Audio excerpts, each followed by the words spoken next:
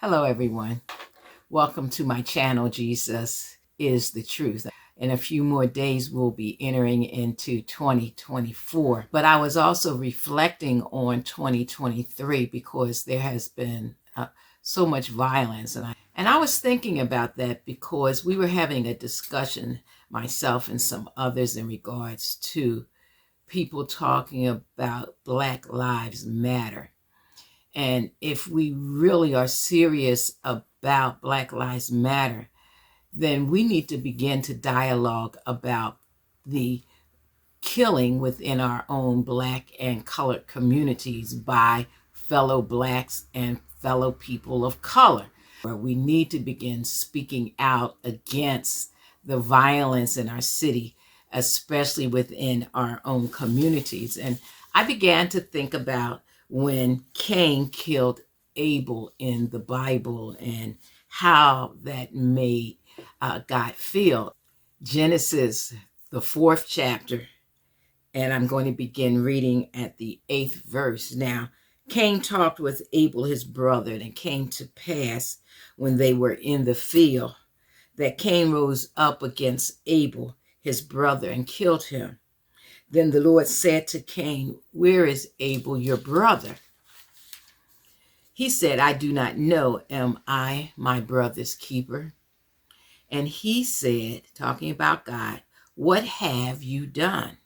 That the voice of your brother's blood cries out to me from the ground."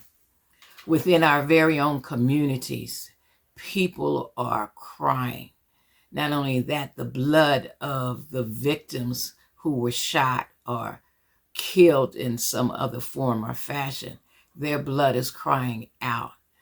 And we need to begin to speak about Black on Black crime, Black on Black shootings, Black on Black murders, Black on Black carjackings. And even though I'm saying Black on Black, it could be any color. God does not like that. And it bothered him so very much that in Genesis, the 9th chapter, and verse 6, he wrote these words. Genesis, the 9th chapter, verse 6.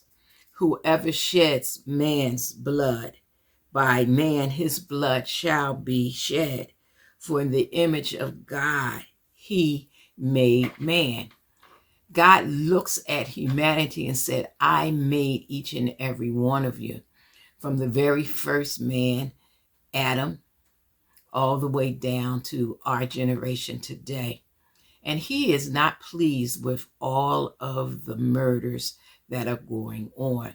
And he established corporal punishment way back in the first book of the Bible. And so I have not read where that was canceled out any place else in the Bible. So, and I believe he has never changed his mind about if you kill someone, then you should be held accountable and also sentenced to death. And you might say, as a Christian, I'm not being very forgiving. When a sinner becomes a Christian, they are forgiven. But that does not negate they have to face the consequences of their actions. So today, I am pleading because it may be me. I can be walking down the street one day. My sons, my daughter-in-law, my grandchildren may walk down the street minding their own business, and a shootout may begin, and one of them may be shot and die. And I don't want that to take place, not just for mine, but for no one in the city of Philadelphia.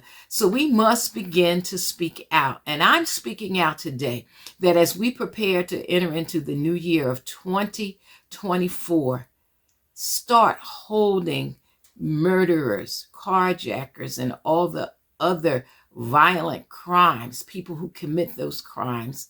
We need to make them stand in front of the judge and be sentenced for their actions. That is, but not only be sentenced, but then the punishment, yes, the punishment must take place, whatever it may be. And I'm not talking about accidental. I'm not talking about people who are defending themselves. The Bible speaks concerning that. I'm talking about those individuals who know that there's a crowd of people around and they pull out a gun and start shooting anyway. God will hold you accountable even if man doesn't. But I need you to also look at the fact that God sent his son Jesus for the salvation of the world. He has given you a means of escape, a way out, and that's through Jesus Christ. Rather than shooting and killing random people or even intentionally going against someone, forgive them.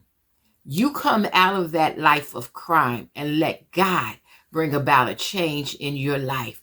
Don't go into 2024 with that same mentality of hatred, and begin to walk in the love of Jesus Christ. For God so loved the world that he gave his only begotten Son, that whosoever believes in him shall not perish, but have everlasting life.